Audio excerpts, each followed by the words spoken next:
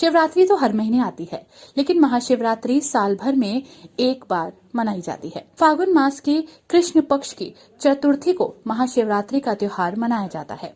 इस साल ये त्योहार 1 मार्च यानी कि आज के दिन पूर्ण श्रद्धा भाव से मनाया जा रहा है। आज जो हम दृश्य आपको दिखा रहे हैं वो लखनऊ के प्राचीन मंदिर मनकामेश्वर का है। आज महाशिवरात्रि का पावन पर्व है, जिस पर आप देख रहे हैं हजारों लाखों की तादाद में यहाँ भक्तों की भीड़ है जो मनकामेश्वर मंदिर में भगवान महादेव के दर्शन करने के लिए आई है। महाशिवरात्रि का महत्व इसलिए है क्योंकि ये शिव और शक्ति की मिलन की रात है।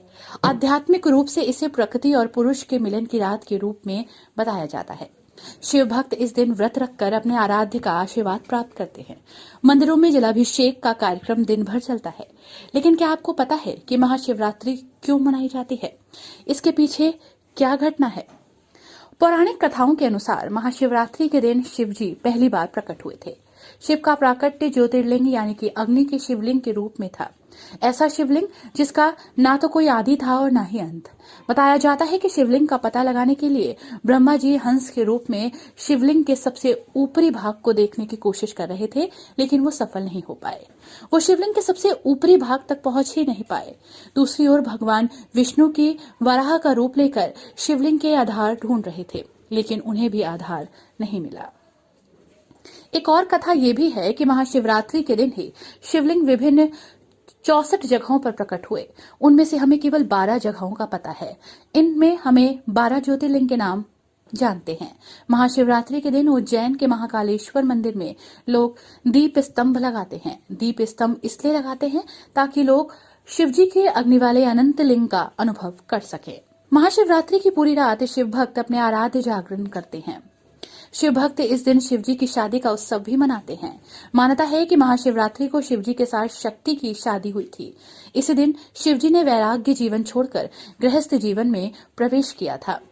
शिव जो वैरागी थे वो गृहस्थ बन गए। माना जाता है कि शिवरात्रि के 15 दिन पश्चात होली का त्योहार मनाने के लिए इसके पीछे भी एक कारण है। कि आज महाशिवरात्रि का पावन पर्व है और इस वक्त जहां हम हैं वो लखनऊ का बहुत ही प्राचीन मंदिर कहा जाता है मनकामेश्वर, जिसमें भक्तों की हजारों की और लाखों की तादाद में आज भीड़ है। भक्तों के द्वारा भगवान महादेव का जो ये प्राचीन मंदिर है, इसमें भक्तों द्वारा रुद्राभिषेक कराया जा रहा है। सुबह प्रातःकाल 4 बजे से ही यहाँ भक्तों की लंबी कतार लग चुकी है। जैसा कि मैं आपको बताऊं, सुबह 4 बजे प्रातःकाल से ही यहाँ भक्तों की एक लंबी कतार है जो यहाँ देखने को मिल रही है। प्रशासन पूरी तरह अपने काम में अपने कार्य में मुस्तैद है, क्योंकि कोविड काल अभी गुजर के गया है। उसकी एहतियात को बरतते हुए भी लोगों ने मास्क और सैनिटाइजर का पूरा उपयोग किया हुआ है। मंदिर ट्रस्ट भी उस चीज को लेकर अवेयर है कि किसी तरह की कोई भी घटनाक्रम यहाँ ना हो पाए, इसलिए प्रशासन अपनी मुस्तैदी पर है। यहाँ हम दिखाते हैं, ये लंबी लाइन आप देख रहे हैं। कितने समय से लगे हुए हैं? सुबह कितना टाइम हो गया आपको? सर सुबह 7 बजे से। सुबह 7 बजे से लगे हुए हैं और अब मुझे लग रहा है कि मंजिल के करीब आ चुके हैं। जी आ चुके हैं। तो ये आपने देखा कि यहाँ आप कितने बजे से लगे सुबह भैया? 8 बजे से। 8 बजे से सुबह 8 बजे से।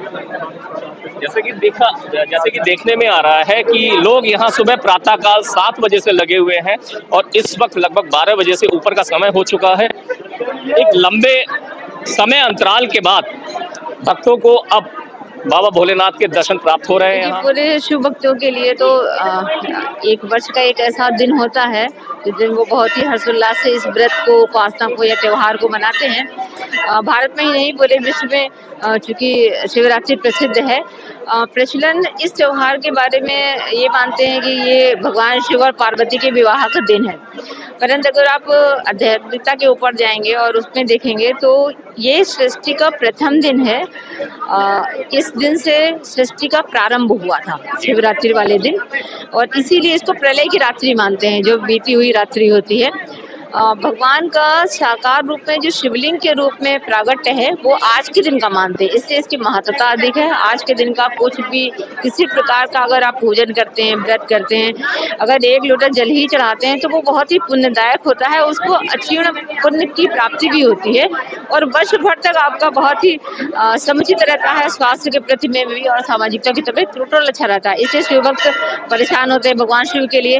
अन्य देवी देवताओं में क्या होता है कि ढेर सा आडम्बर होता है पूजन पाठ या भोग प्रसाद में, इनमें तो सिर्फ मात्र आप 1 लोटा जल अगर मन से चढ़ाते हैं तो बेहतर है, नहीं तो अगर मानसिक पूजन भी करते हैं तो भी उतना ही आपको पुण्य प्राप्त होता है जो आप मंदिर आके अगर किसी प्रकार का पूजन करते हैं।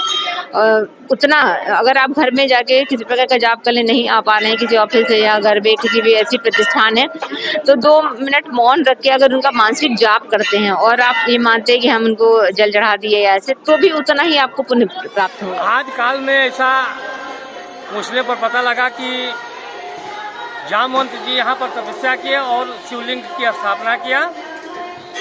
पुराने ज़माने में, अंग्रेज़ों के ज़माने में जब इसकी खुदाई करना चाहे तो इसके सतह की पता नहीं लगा पाए, हाथ थक कर शिवलिंग को छोड़कर चले गए। उसके बाद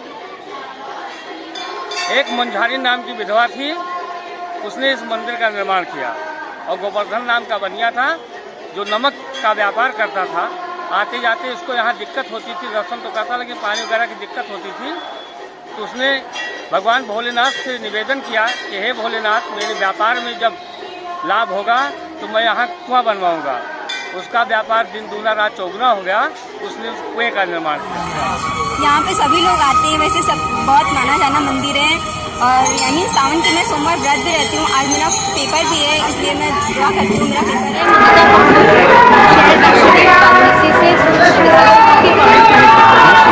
पिताजी, आज महाशिवरात्रि पर्व है, आप बाबा के दरबार में मत्था टेकने आई है, क्या संदेश दे रही है?